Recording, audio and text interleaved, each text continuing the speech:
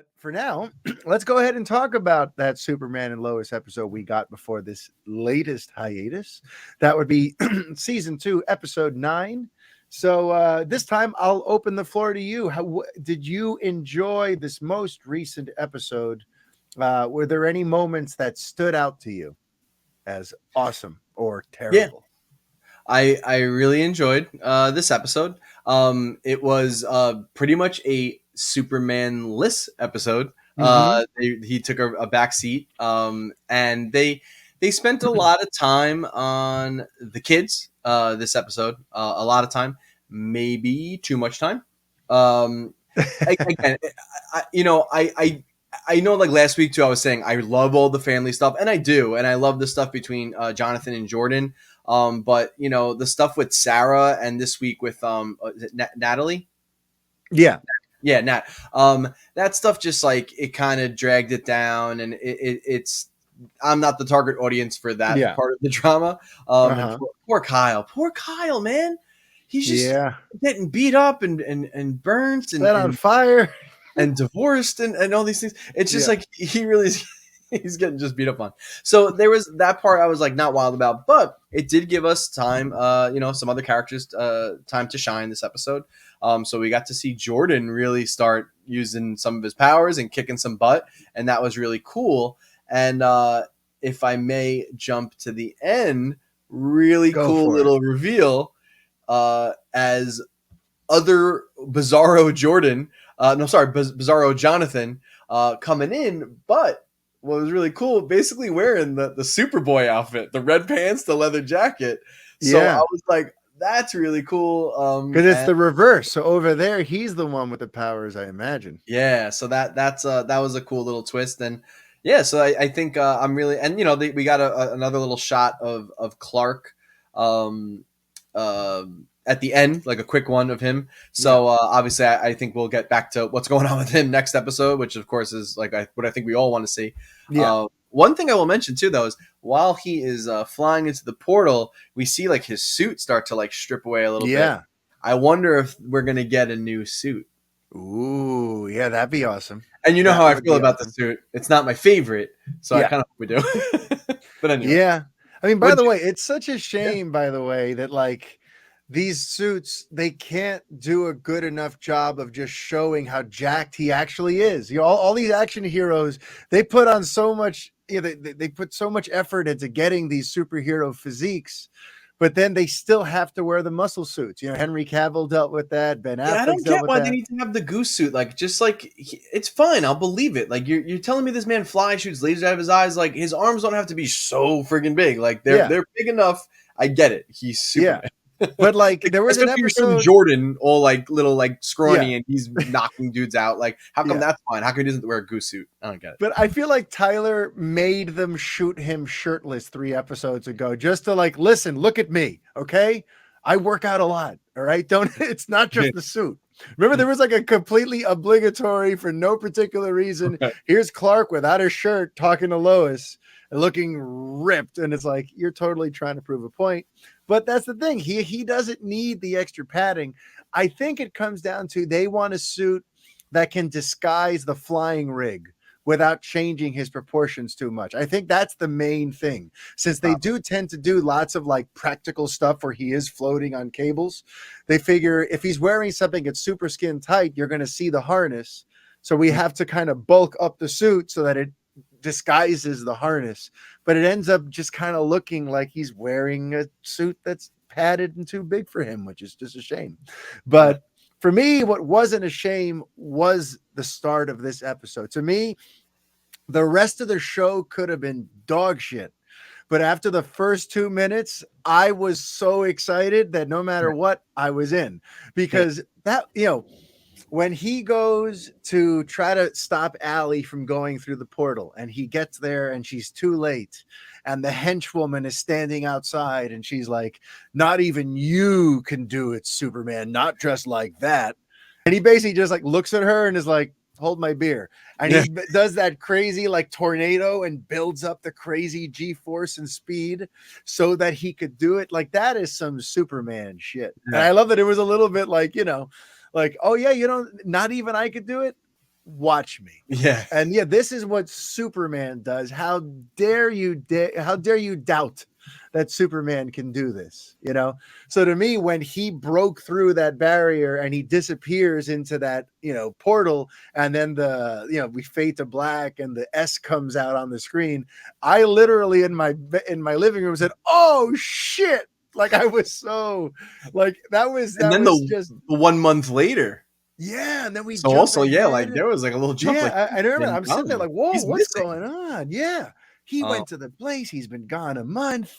Now and oh, now Steel has risen up in his place, trying to do Superman level saves and being there when you know when Superman can't.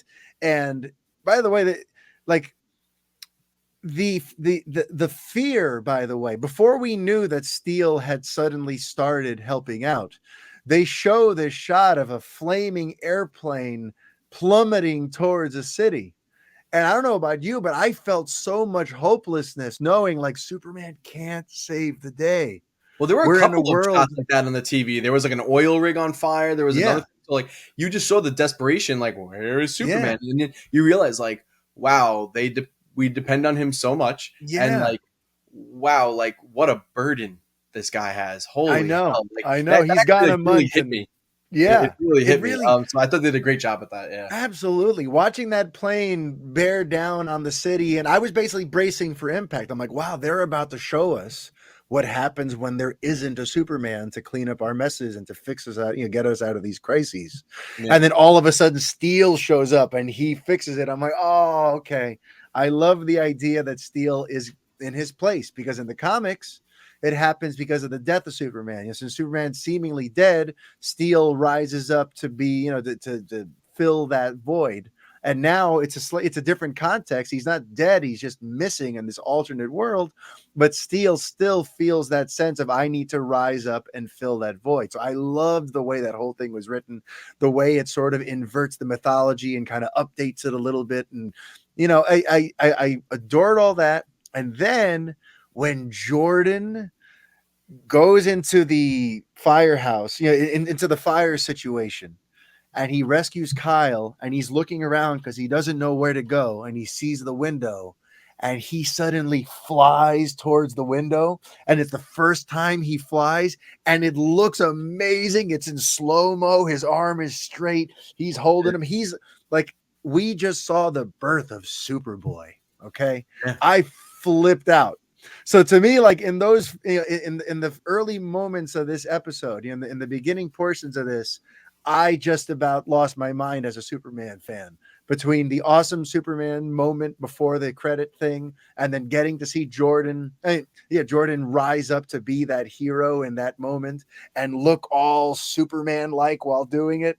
I just felt all the feels ever. And Yeah. so yeah, to me, like there was very little that they could have done at like that they could have done after that, you know, to mess it up for me.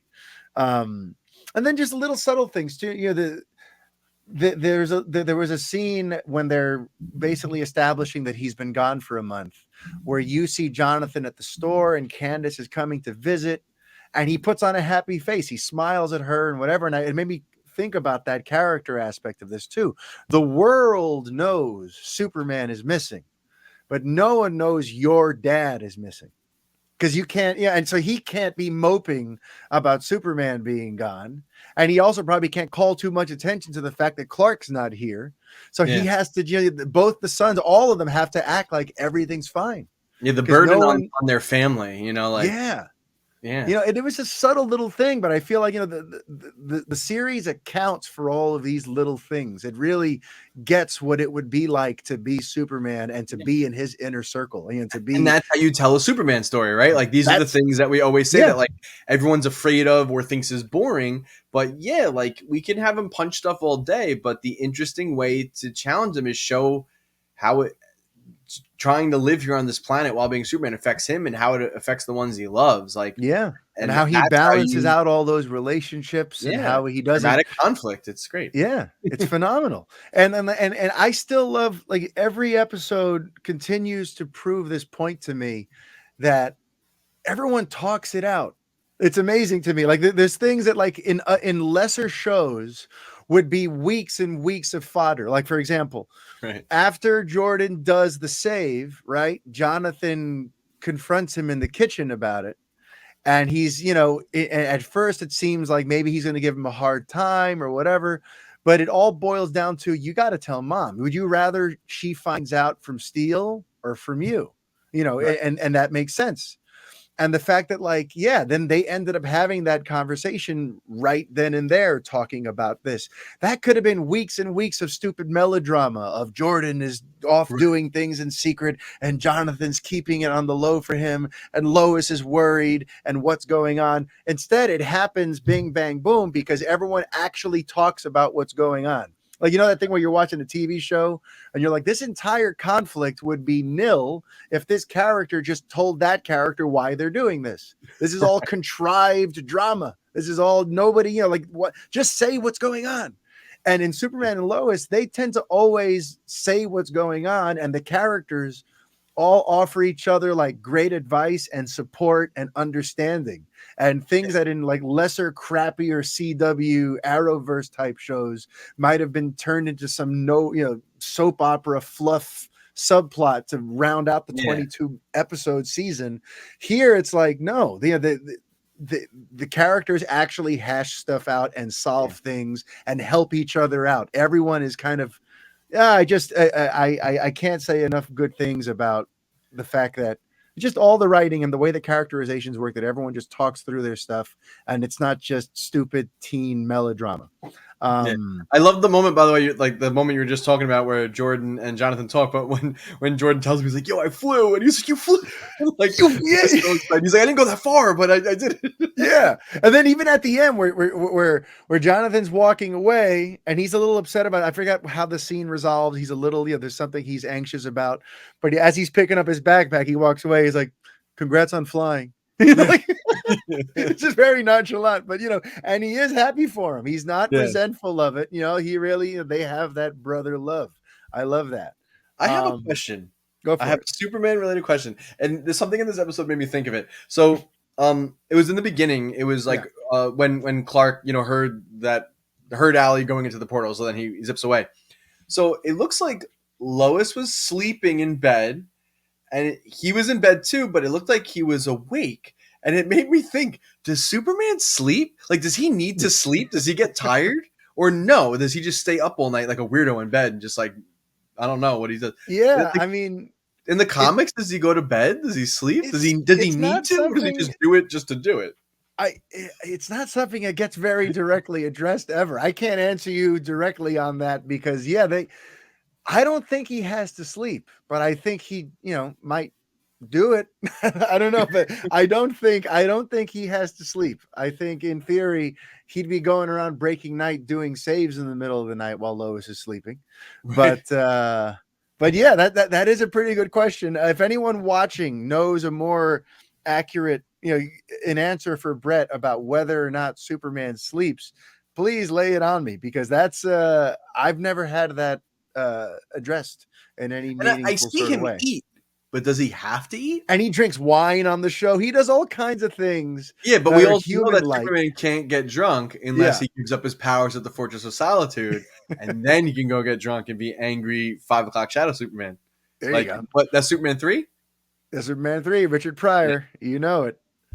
But one thing, something else that I loved about this episode was also Jordan undoubtedly has his father's moral compass, his sense of what's right and wrong, and this feeling of, I have these powers, it's my responsibility to do something about it. And yeah, he gets a little testy with his mom, and that leads to some conflict, and they even work that out more or less. But I love that. I loved seeing that he has his father's sense of right, and like he can't just sit idly by. Because that's always been the thing about Superman, about Clark, where like Jonathan, his father, is always trying to get him to keep a low profile, and the world might be scared of you if they knew what you did, and all that sort of stuff. Right. But eventually, he just has to, because he feels a responsibility that if I have these abilities and I'm not helping people, then I'm the reason they're hurt. Right. And you could tell Jordan has some of that too, that he feels this responsibility. And I just love how much that came through And even also on the subject of like talking it out, like a one-dimensional character who I've hated for most of this season, in the span of one little monologue, suddenly now I have a lot more respect. And I'm talking about Jonathan's girlfriend, Candace, because when she made that point clear about the desperate position she's in, that her father's sick, her whole life they've moved from town to town, they're constantly uprooting because things are in disarray, and now he's having health issues and they can't afford to pay for his medicine, then it suddenly makes you understand why someone might be desperate enough to sell drugs. Right. You know what I mean? It's suddenly, I love it. The show puts you in that position to suddenly have to think like, you know what would I do if I were in that position? Maybe she's not all bad. If she's doing this to protect her father, and if she's doing this because she loves living in Smallville and doesn't want to have to move away again and uproot her life again, and this is the desperate situation she's in because, the subtext, I think, was kind of a shot at the American healthcare system too, that we have a system now where people get punished if they get sick. You lose your life savings, you can end up destitute if Right. if you have a bad run of health. So that's where you get people who end up in these desperate situations, and that's where it leads to things like the opioid crisis, because now they can't afford the medicines, so now they have to go get cheap knockoffs, and they get stuck on these evil pills, or they get or on other things. Yeah, to me, it was all like a subtle way of addressing that, and I love it. The show kind of goes there. I love that she mentioned that he's sick and we can't afford to take care of him. Because isn't it absurd, by the way, that in the richest country in the world, we have a situation where people can just basically lose their entire livelihoods because they happen to get sick, So I love that went there. I love that they humanized Candace, and um yeah, that's it. Yeah, All in Smallville all, is middle America. You know what I mean? And like yeah. the issues like that do happen in middle Mm-hmm. America. Like we live on the East Coast, and we live in like the city. You know what I mean? Yeah. We live there, so like it is very different. And like I like that the fact that they live in Smallville, they really like Yes. vested time and effort in writing Smallville as like this small suffering town in middle America. I mean, that was like literally like the whole first season was Yeah. about that, but like that is true to life for a lot of people in the middle of the country. I'm so And glad you like, said that, though. Yeah, because it yeah, shows us a slice of America that Superman has never really tackled on screen. A lot of times, by the time we follow his grew up adventures, there, he's in but Metropolis. he's Yeah, yeah, yeah. Like the only Smallville stuff we really see is idyllic flashback teenage stuff when things were it was a simpler time. We've never seen a Smallville in a contemporary setting, how things would be going in today's America in a town like Smallville, and all yeah, the different little hot button issues that come up. So to me, the show continues to just be masterfully written. I love the characterizations. I know that there wasn't a lot of Superman this week, but I have a feeling too, like they did a lot of heavy lifting on on the interpersonal arcs of all the humans around him, right? And I yeah, feel like a lot of that is to set up what's going to happen in these next 5 or 6 final episodes of the season, sure, from 10 sure, through 15. They probably know that we have to get everyone fully invested on where all these characters are, because we're going to be go go go after this hiatus, because I kind of get the sense they're going to be, because they've already shown the next week or whatever on, next time on Superman and Lois. And we're going to finally see that bizarro world that remember we were talking about that last week. I want to yeah, know what the hell she's talking about. What is this alternate world? And we see some glimpses in that preview, and it does seem like things are going to get a little crazier, a little trippier. We're going to see a third version of Lois, right? There's the one that died, that's Nat's mother. There's the one we know on this earth, and then there's apparently another one in this bizarro world. And we're going to see the other Lana Lang, and we're going to see the other, like, I have a feeling the reason that they spent so much time on this stuff here is because from this point on, now we're heading towards the big finale. Now we're going to start building that. So we have to have all these other characters where they need to be to now play their part in that finale. yeah. So listen, I'm still loving the ride.